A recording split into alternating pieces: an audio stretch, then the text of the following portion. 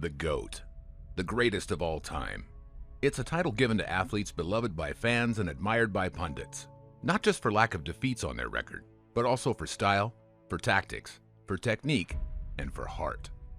In his long and varied career as an MMA fighter, former UFC Middleweight Champion Anderson Silva boasts the longest title record in the history of the organization, a whopping 2,457 days with 16 consecutive victories. Despite having significant losses on his record, including one of the most infamous on-screen injuries in a UFC fight, Silva's name is still invoked as a once-in-a-lifetime athlete, a warrior with insane speed and uncanny technique, and one of the legends of the octagon. He opened up like a door for all of the rest of us fight. I feel like with any good fighter, when you watch them fight, it opens up a door in your own mind, like, oh, like that's possible. I can do that. And so I feel like with Anderson Silva did that a lot with his movement, with his head movement, with his variety of punches and kicks and the angles at which they came in from.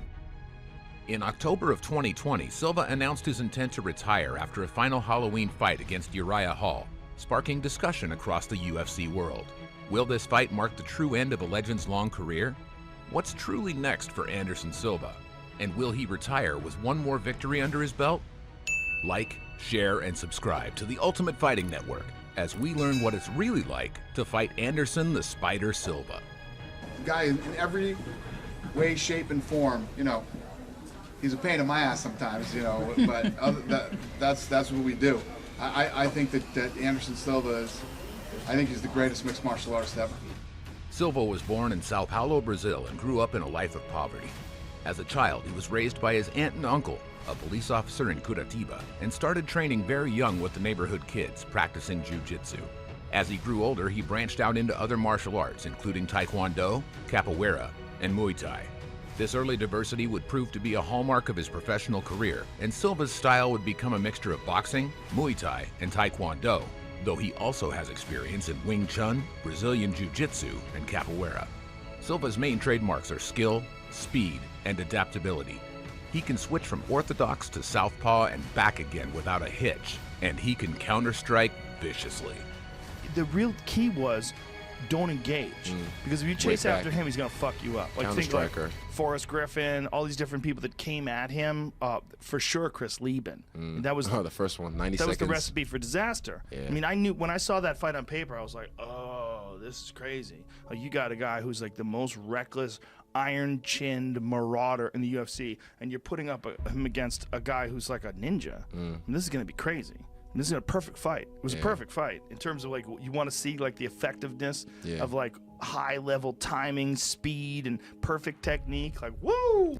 While Silva is famously a stand-up fighter, the belief with Anderson was always you have to get him off his feet. Do not try to fight with him on his feet. He's too tricky, he's too cagey, and he's too dynamic. He'll use his knee bone, he'll use his elbow, as much as he'll use his hands and his feet. He's just very, very hard to get a read on. He's also been known to grapple with the best, submitting many fighters on the ground during his long reign as middleweight champion and beyond. As his star rose, Silva's career was not without incident. As a champion, clearly talented and continuously undefeated, his behavior during fights became more and more erratic. When he got bored, he took to dancing and showboating, goading his opponents into fighting and prompting disapproval and anger from spectators, fans, and the higher-ups at the UFC. My head hurts like right here, right now, and I honestly, I don't know the answer. I don't know why he acted the way that he did. He comes in, and the other thing that is even more baffling is that he feels that he doesn't owe the fans an apology, yet I'm apologizing. I didn't go in and fight like a jackass for 5 rounds. I didn't do what he did tonight, but I'm embarrassed, and I feel like I should apologize to the fans, and I feel like I owe the fans one. And despite his stellar record of victories and no hint of slowing down, it would seem that the real test to Silva's champion legacy wouldn't come in the form of an external human opponent, but from something within himself. Can you explain your actions tonight? Again, we were in the same situation we were before. Do you think the people who paid $1,000 for their tickets got their money's worth tonight from what you did? What do you think? After defeating Stephan Bonner in 2012 and announcing his retirement, carrying the middleweight championship with him, Silva made the surprising decision to return and face challenger Chris Weidman at UFC 162 in 2013. I truly believe, man, I'm not blowing smoke up anybody's, whatever. And I truly believe I could beat him. I wouldn't be asking for this fight, if I didn't believe it, So I don't only just believe I could beat him, I really believe I could go out there and finish him, And that's the mentality I'm going to have going into that fight. It's not going to be just to share the octagon with Anderson Silva, which I think a lot of other guys who he's fought kind of had that mentality going in. I'm going in there to do what I've been focusing on doing for 3 years, and that's getting that championship, and it's going to be awesome to beat Anderson Silva. Silva was the odds-on favorite by anyone's metric. He was the reigning champion and had the upper hand based on his years of experience. But in the second round, Silva started to showboat, dancing around in an attempt to please the crowd, and Weidman caught him with a KO. The title passed to a new champion, and Silva's remarkable and historic streak of victories ended with a chorus of frustrated fans. Anderson, would you like to have a rematch with Chris Weidman? No, Chris is the champion now. Chris, I need you. All the people tonight, I need to respect Chris. Chris is the best. That's it. I finished my working. I don't fight more for the belt. I changed my life now because I working hard for a long time. I have the belt for a long time. I'm tired. I relax now. I back for my family.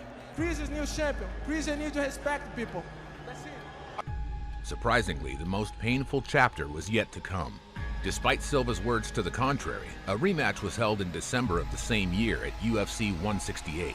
And in the second round, Silva broke his left tibia and fibula against Weidman's leg check, a movement Weidman had trained for since their first match, effectively ending the former champion's career for almost a full year while he underwent surgery and intensive recovery.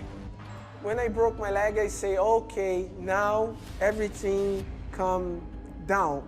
Because I never hurt. Never had an injury Never. like that. And the more scared for me is go back to home and look my family face to face.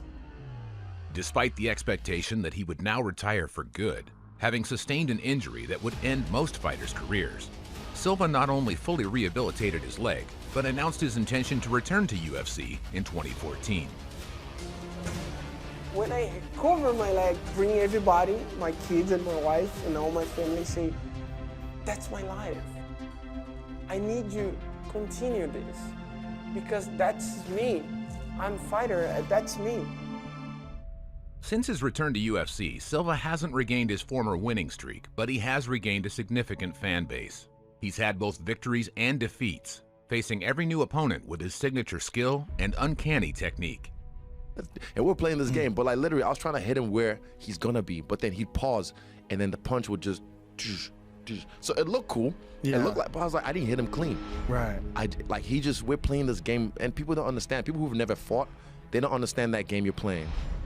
His defeat at the hands of Weidman seemed to strip away the ego and the showboating to reveal the real source behind the Spider's legacy, his passion for MMA.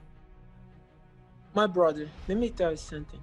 Tell me. When people ask me about how much I love my sport, I say one thing. This sport is my heart, is my air, I fight for my entire life. And it's not about fighting, it's about martial arts. For me, I'm the good martial art artist, And when I go inside the cage, I don't go for fight. I go to prove and show something special for my fans. It's not about fighting, it's not about beating my opponents, but showing something special for my fans. No matter the outcome of the Uriah Hall match, Silva has, once again, announced his intention to retire in 2020. But is this truly the end of a career for a legendary fighter who's come back again and again simply for the love of the sport? Or will Silva's love for MMA, his passion as a martial artist, and his devotion to his fans bring him back to the octagon once again in the future?